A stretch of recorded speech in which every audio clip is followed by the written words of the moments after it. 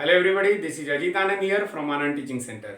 हम लोग क्लास 10 का इलेक्ट्रिसिटी स्टार्ट किए थे। आज उसका वीडियो नंबर 11 है और आज हम लोग देखने जा रहे हैं factors on which the resistance of a conductor depends. तो थोड़ा कॉन्सेप्ट पीछे वाली बात को याद दिला दें कि रेसिस्टर्स जो होते हैं ना, वो दो तरीके के होते हैं, एक एक्सटर्नल एक इंटरनल। एक्सटर्नल रेसिस्टर्स दो तरह के होते हैं, प्राइमरी और सेकेंडरी।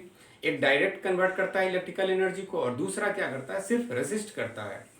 एक्सटर्नल सेकेंडरी रेसिस्टेंस के बारे में, रेसिस्टर जो होता है उसके बारे में हम लोग ये पढ़े थे कि एक छोटा सा इक्विपमेंट होता है और वायर उसमें लगे रहते हैं, उसके ऊपर एक सेरामिक्स का कोटिंग किया रहता है, उस पर कलरफुल बैंड लगे होते हैं और इसके न्यूमेरिकल्स भी हम लोग बना रखे थे।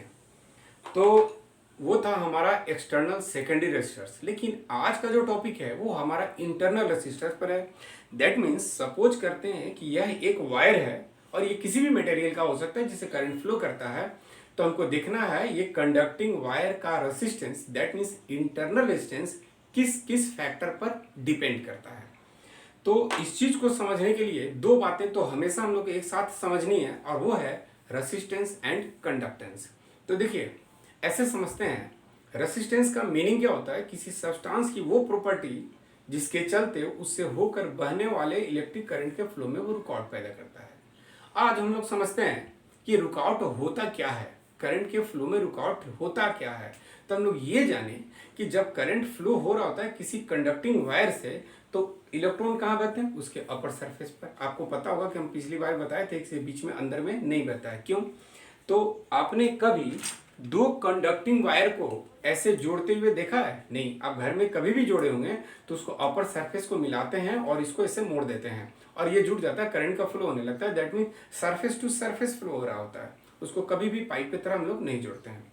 तो कॉन्सेप्ट अपनी जगह पे रखें, ऊपर में फ्लो कर रहा होता है। तो अब आपको खूब आराम से समझना है। सपोज करते हैं यह एक कंडक्टिंग वायर है और ये इसका क्रॉस सेक्शन एरिया काट दिया। जो सरफेस एरिया जो दिख रहा होता है ना, उसको हम लोग क्रॉस सेक्शन एरिया कहते हैं। तो देखिए, ये अपर सरफेस जितना ही ज्यादा मोटा होगा उतना ही इसको फ्री इलेक्ट्रॉन्स बहुत अच्छे से मिल जाएंगे करंट फ्लो होने के लिए। एक बात हो गई। दैट मीन्स अगर ये दोनों वायर बराबर लेंथ का है तो बढ़िया से करंट किस में फ्लो होगा, जिसका क्रॉस सेक्शन एरिया ज्यादा है। एक बात। तो अब इसको समझिए, जिसमें अगर करंट बहुत अच्छे से फ्लो होगा इसका मतलब है इलेक्ट्रॉन की रुकावट इसमें कम होगी। लेकिन अब एक बात को समझते हैं, रेसिस्टेंस पैदा होने का जो कारण है वो है नंबर ऑफ फ्री इलेक्ट्रॉन्स कितने ज्यादा कोलाइड्स करते हैं, कोलिजन में आते हैं, टकराते हैं। तो फ्री इलेक्ट्रॉन्स जितने ही ज्यादा टकराएंगे उतना ही ज्यादा रेसिस्टेंस होगा। फ्री इलेक्ट्रॉन्स जितने अच्छे से मूव कर देंगे उतना ही कम रेसिस्टेंस होगा। तो हम लोग अपने बुक्स में पढ़ते हैं या पढ़े होंगे कि लेंथ पर, क्रॉस सेक्शन एरिया पे, टेम्परेचर पे, सब्सटेंस पर, इन सारी चीजों पर डिपेंड करता है। ऑन द होल ये फाइनल सिर्फ एक चीज पर डिपेंड करता है और वो है number of collision of free electrons. अगर किसी कंडक्टर से करंट फ्लो हो रहा है तो वो फाइनली रेसिस्टेंस क्या होता है कि नंबर ऑफ कोलिजन, टकराना किसका, इलेक्ट्रॉन्स का। फ्री इलेक्ट्रॉन्स कितने ज्यादा टकराएंगे उतना ही ज्यादा वो रेसिस्टेंस है। अब हम लोग एक काम को समझते हैं। चलिए, हम लोग एक वायर इतना बड़ा ले लिया, एक छोटा सा ले लिया। तो तार जितना ही ज्यादा लंबा होगा उतना ही ज्यादा दूर तक ये कोलाइड करेगा। लेंथ बढ़ने पर कोलिजन बढ़ेगा, लेंथ घटने पर कोलिजन घटेगा। तो क्यों ना हम लोग ऐसा बोल दें, लेंथ बढ़ने पर रेसिस्टेंस बढ़ेगा, लेंथ घटने पर रेसिस्टेंस घटेगा, अगर थिकनेस सेम है तो भी। लेकिन अगर हम लोग इस बात पर उतर आते हैं, इसको लेते हैं, ये दोनों वायर को, इसमें क्रॉस सेक्शन एरिया ज्यादा है, दैट मीन्स इसका डायमीटर ज्यादा है, इसका एरिया ज्यादा है, तो उसके ऊपर में इसको ज्यादा सरफेस मिल गया तो इलेक्ट्रॉन बहुत अच्छे से बहेंगे। जिसमें बहुत अच्छे से बहेंगे उसमें रेसिस्टेंस बहुत कम और कंडक्टेंस अच्छा होगा। रेसिस्टेंस ज्यादा और कंडक्टेंस कम होगा। तो दो चीज तो हमको समझ में आ गई बात। तो इस चीज को हम लोग कैसे बोलते हैं, तो चलिए हम लोग शुरू करते हैं। फैक्टर्स, आज का जो टॉपिक था हमारे पास है वो है factors on which resistance of a conductor depends। किस किस फैक्टर पर वो डिपेंड करता है। तो रूट में हम लोग एक ही चीज देखे, वो क्या चीज है, और वो है हमारा रेसिस्टेंस। एक्चुअली है क्या है ये हमारा है number of collision of free electrons. यही हमारा रेसिस्टेंस को शो करता है।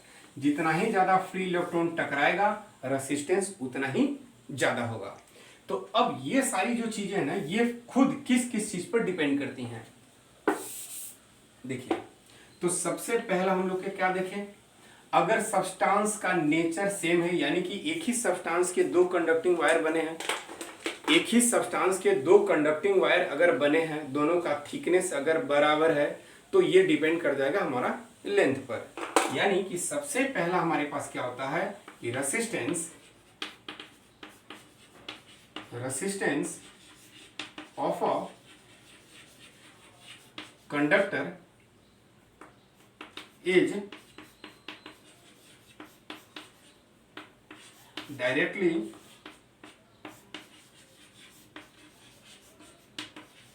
Proportional to its length.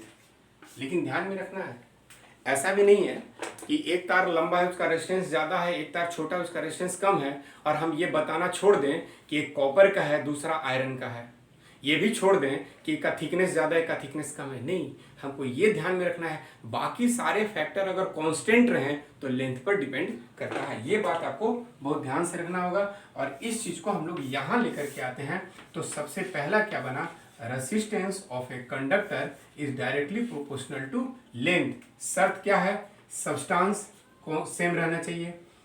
शर्त क्या है कि उसका जो थिकनेस है यानी कि डायमीटर है वो सेम रहना चाहिए। और शर्त क्या है कि उसका टेम्परेचर भी कांस्टेंट रहना चाहिए। यानी कि तीन चीज हमारा कांस्टेंट रहे, एक सब्सटेंस कांस्टेंट रहे नहीं बदले, दूसरा हमारा क्रॉस सेक्शन एरिया जो है ना, थिकनेस यानी कि तार की जो मोटाई है वो नहीं बदले, और तीसरा कंडीशन क्या है कि टेम्परेचर अगर ये कांस्टेंट रहे।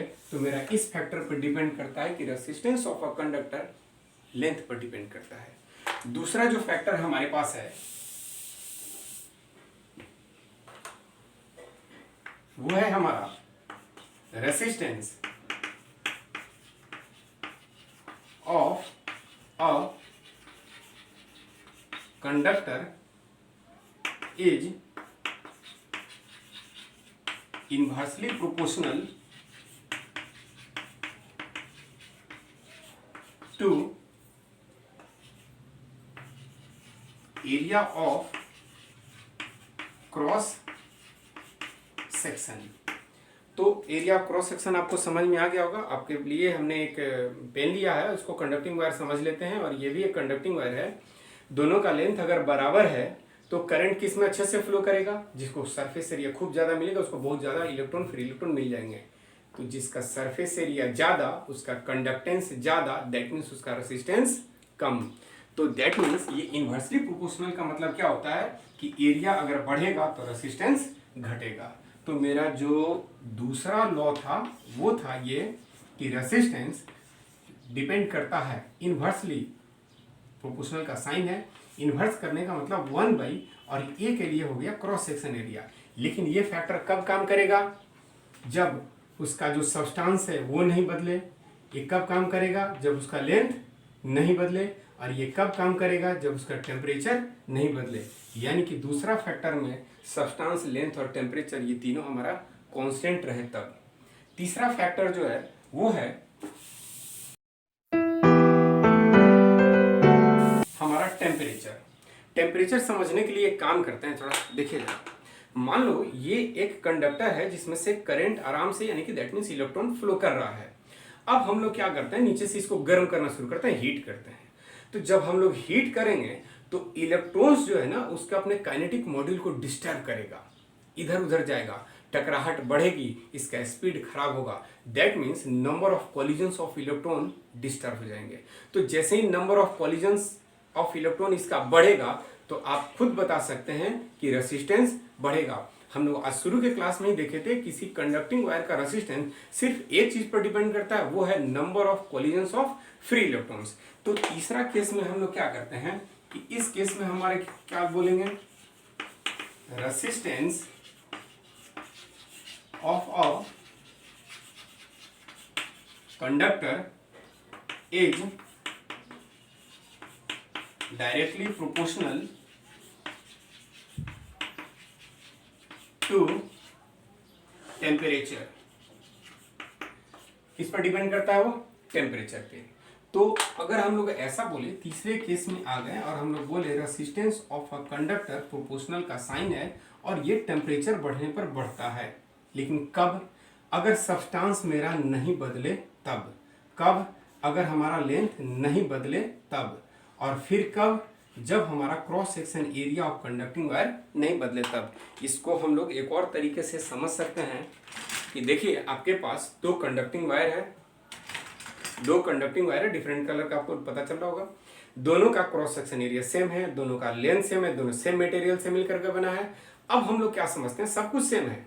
एक वायर से करंट फ्लो हो रहा है और दूसरे वायर को हमने हीट करना शुरू कर दिया, ठीक है। तो ये तार तो गर्म हो गया और ये तार नॉर्मल है, तो इस वायर में रेसिस्टेंस बढ़ जाएगा और इस तार का कंडक्टेंस या रेसिस्टेंस एज यूजुअल जैसा पहले था वैसे ही रहेगा। तो इसमें क्या था, material same, cross section area same, length same. क्या किया गया, टेम्परेचर बढ़ाने से रेसिस्टेंस बढ़ जाएगा, टेम्परेचर घटाने से रेसिस्टेंस घटेगा। तो पीछे वाली बात को एक छोटा सा याद दिला दें, इसका टेम्परेचर इतना कम करो, इतना कम करो, इतना कम करो कि रेसिस्टेंस 0 हो जाए। दैट मीन्स इसकी रेसिस्टिविटी उस टेम्परेचर पर जब 0 हो जाए तो ये मेरा सुपर कंडक्टर में कन्वर्ट हो जाएगा। तो जब कंडक्टेंस ऑफ कंडक्टर पढ़े होंगे तो आपको सुपर कंडक्टर वाली बात याद आ रही होगी। गर्म करने पर रेजिस्टेंस बढ़ेगा, ठंडा करने पर रेजिस्टेंस घटेगा। तो अब हम लोग क्या देखें कि टेम्परेचर बढ़ने पर resistance of a conductor directly proportional क्या है, टेम्परेचर। कब? सब्सटेंस नहीं बदला, लेंथ नहीं बदला और क्रॉस सेक्शन एरिया नहीं बदला। तो लेकिन एक और फैक्टर है, चौथा फैक्टर, वो क्या है? हम लोग एक बात और देखे थे। सपोज करते हैं ये हमारा कॉपर वायर है, सॉरी नाइक्रोम वायर समझ लेते हैं इसको, चलो, और इसको समझ लेते हैं हम लोग चांदी का तार। तो याद होगा कि हम लोग ये भी पढ़े थे कि अलग अलग सब्सटेंस के पर क्यूबिक मीटर वॉल्यूम में नंबर ऑफ फ्री इलेक्ट्रॉन्स अलग अलग होते हैं।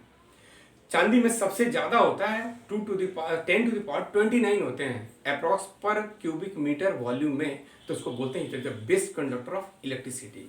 दैट मीन्स ये तो हमको समझ में आ गया कि अलग अलग सब्सटेंस की कंडक्टिविटी जो होती है ना वो अलग अलग होती है। ये किस बात पर डिपेंड करता है? नंबर ऑफ फ्री इलेक्ट्रॉन्स पे। तो जितना ही ज्यादा फ्री इलेक्ट्रॉन्स होगा पर मीटर क्यूबिक वॉल्यूम में, उसका कंडक्टेंस उतना ही ज्यादा होगा, उसका रेसिस्टेंस उतना ही कम होगा। तो अब हम लोग एक चीज देख लेते हैं जरा। तो ये तीसरा जो केस बनता है ना, इसको चौथा ये बोलता है resistance of a conductor also depends nature of substance.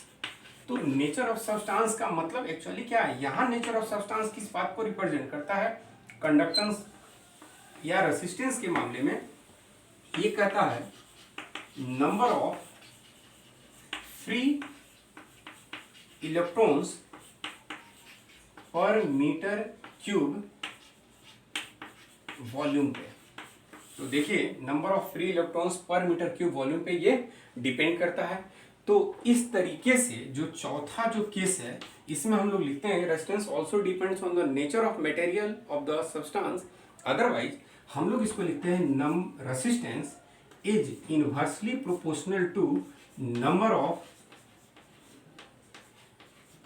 Free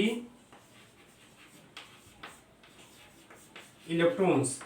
लेकिन यहां पे एक चीज है, पर मीटर क्यूब वॉल्यूम। तो आज का टॉपिक को थोड़ा हम लोग समराइज करते हैं। आज का टॉपिक हम लोग इलेक्ट्रिसिटी का स्टार्ट किए थे और था कि किस किस फैक्टर पर किसी कंडक्टर का रेसिस्टेंस डिपेंड करता है। तो हम लोग को अभी एक्सटर्नल जो रेसिस्टेंस था उसको इग्नोर करना है, इंटरनल पे आ जाना है। किसी कंडक्टिंग वायर का इंटरनल मटेरियल जो इलेक्ट्रिक करंट के फ्लो में रुकावट पैदा करता है उसको इंटरनल रेसिस्टेंस कहते हैं। हम लोग इसी इंटरनल रेसिस्टेंस के बारे में आज का क्लास डिपेंड करता है। तो हम लोग ये देखें resistance of a conductor depend करता है लेंथ पर। कब? सब्सटेंस एरिया टेम्परेचर नहीं बदले। Resistance of a conductor inversely proportional to area होता है, क्रॉस सेक्शन एरिया। कब? सब्सटेंस लेंथ और टेम्परेचर नहीं बदले तब। Resistance of a conductor depend करता है टेम्परेचर पर। कब? जब सब्सटेंस लेंथ और क्रॉस सेक्शन एरिया नहीं बदले तब। यहाँ रेसिस्टेंस एक और चीज पे डिपेंड करता है, वो है नंबर ऑफ फ्री इलेक्ट्रॉन्स। आज का वीडियो अगर अच्छा लगे तो लाइक कीजिए, शेयर कीजिए और चैनल को सब्सक्राइब कीजिए। बेल आइकन दबाना न भूलिए। मिलते हैं अगले वीडियो में रेसिस्टिविटी के साथ और कुछ न्यूमेरिकल्स में हम लोग देखेंगे। तब तक के लिए थैंक यू।